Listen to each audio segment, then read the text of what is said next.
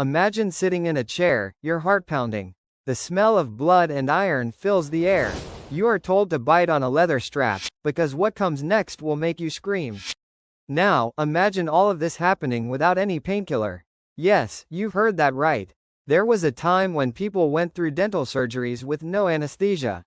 No numbing gel, no injections, not even a basic pill. Just raw, brutal pain. And this was not centuries ago, it was real for people just 150 years back. Let us step into that nightmare. Today, visiting a dentist might make you nervous.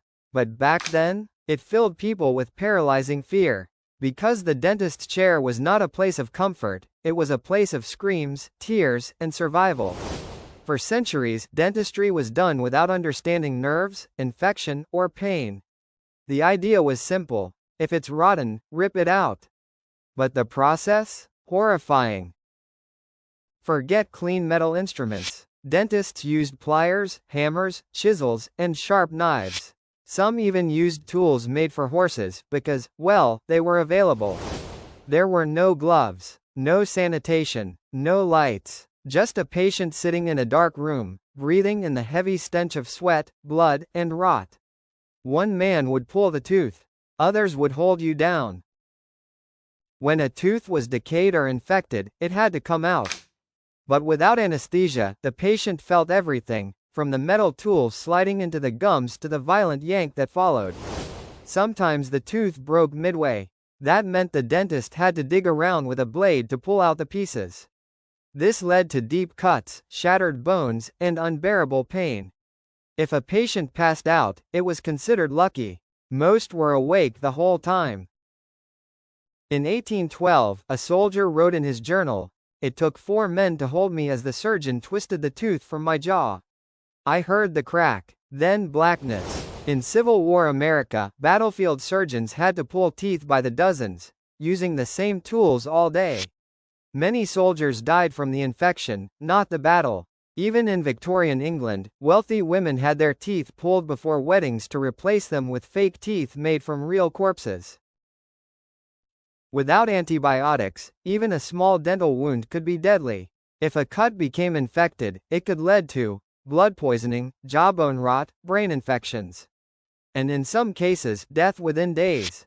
People often went to a dentist with a toothache and never came home. Fillings and repairs were no better. The first dental drills were hand-cranked, slow, and wildly imprecise.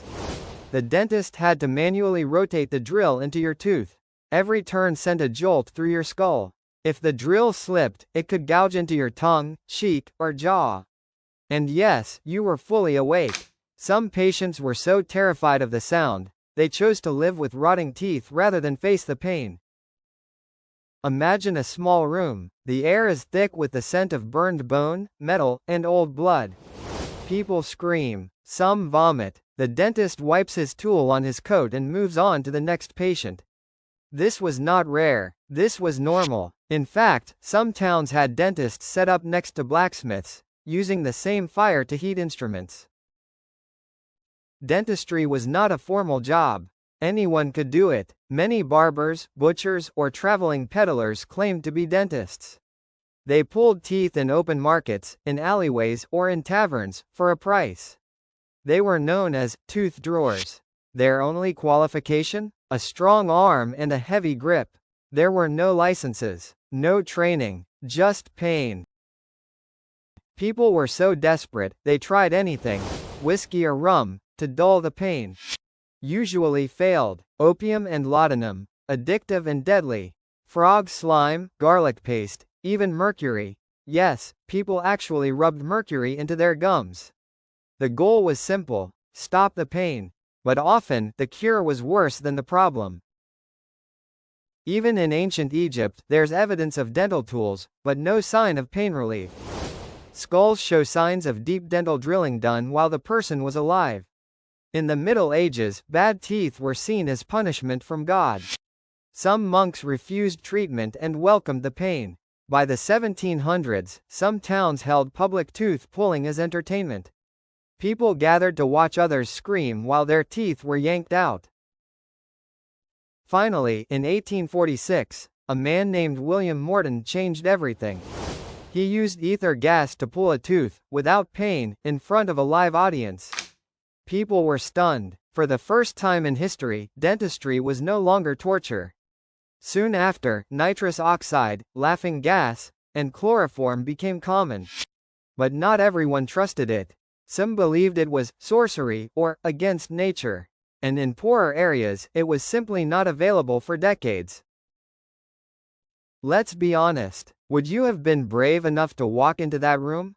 To sit in a wooden chair, knowing what was coming? To bite down on a leather strap, hoping not to scream? To live through the pain, or die trying? Because millions did. They suffered so we could sit in clean, quiet clinics today. The history of dentistry is not just about tools and teeth, it is about pain, resilience, and human strength. Before anesthesia, dental care was a test of survival. No comfort, no mercy, only courage. So next time you sit in that reclining chair, numbed and relaxed, remember the people who came before. People who faced their fears, one cracked tooth at a time. Now the question is, would you survive a dental visit from 200 years ago? Or would you run the other way? Let us know in the comments, and if you want more terrifying history, hit that subscribe button.